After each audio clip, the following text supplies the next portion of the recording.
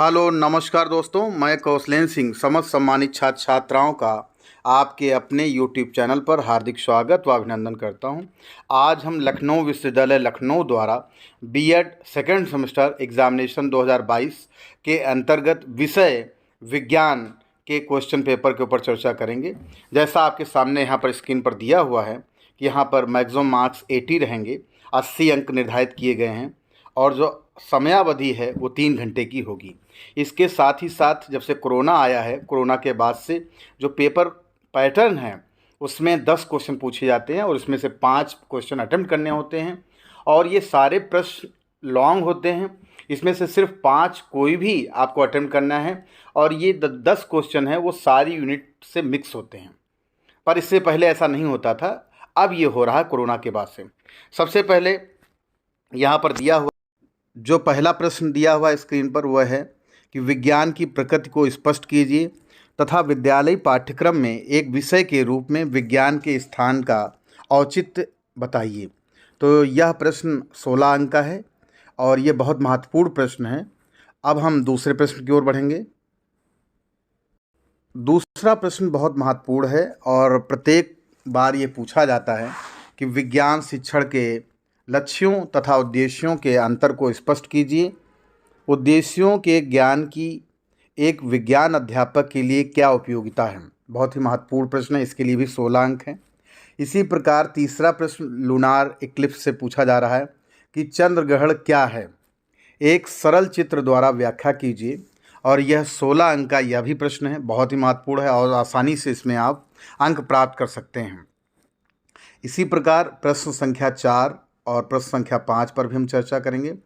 अब आपके सामने प्रश्न संख्या 4 जैसा दिया हुआ है कि चुंबकत्व का स्रोत एवं विशेषताएं विस्तार पूर्वक लिखिए।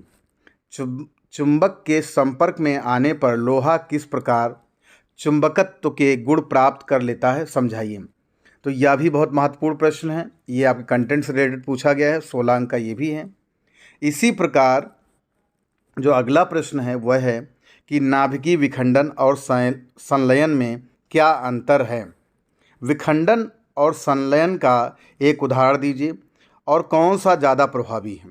तो यह भी प्रश्न जो हम लोग जो साइंस के स्टूडेंट हैं वो बचपन से ये पढ़ते चले आए, नाभिकीय विखंडन नाभिकीय संलयन, तो ये आसानी से हम बता सकते हैं और 16 अंक बहुत आसानी से इसमें हम प्राप्त कर सकते हैं। तो अब हम अगले प्रश्न की ओर बढ़ेंगे जैसा आपके सामने स्क्रीन पर है।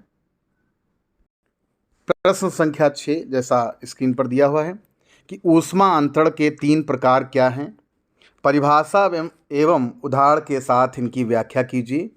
तो टाइप्स ऑफ हीट ट्रांसफ़र पूछा जा रहा है और यह भी आपका 16 अंक का है।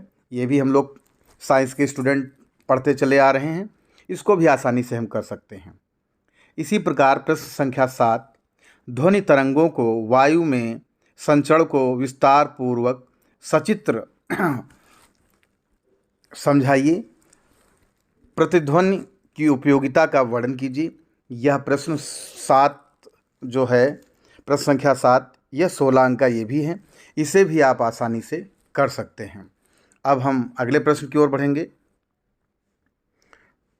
प्रश्न संख्या 8 व 9 आपके सामने स्क्रीन पर है यहाँ पर कि विज्ञान शिक्षण की विभिन्न विधियों को सूचीबद्ध कीजिए, किसी एक विधि की उदाहरण सहित व्याख्या कीजिए।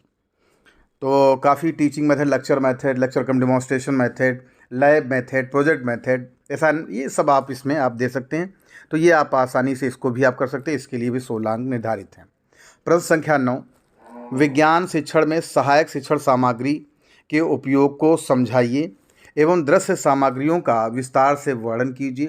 तो टीचिंग एड्स क्या हैं उसके बारे में आपको इसमें बताना है, विजुअल एड्स क्या हैं उसके बारे में बताना है। तो ये भी 16 अंक का आपका प्रश्न पूछा जाएगा। इसी प्रकार हम अंतिम प्रश्न की बात करेंगे। यहाँ पर जो अंतिम प्रश्न है यहाँ पर दिया हुआ है, मूल्यांकन को समझाइए और अच्छे मूल्यांकन उपकरण की विशेषताएं लिखिए। विज्ञान में वस्तुनिष्ठ परीक्षणों का विस्तार पूर्वक वर्णन कीजिए। तो यह प्रश्न संख्या 10 है और यह भी 16 अंक का है। तो अगर आप को मेरा वीडियो पसंद आया हो तो लाइक शेयर ज़रूर करें और अगर आप मेरे चैनल पर पहली बार आए हैं तो सब्सक्राइब अवश्य कर लें, जिससे आपको मेरे नए वीडियो का नोटिफिकेशन व एजुकेशनल फील्ड से रिलेटेड जितनी भी जानकारियां हैं आप तक सबसे पहले पहुंच सकें। धन्यवाद। नमस्कार दोस्तों।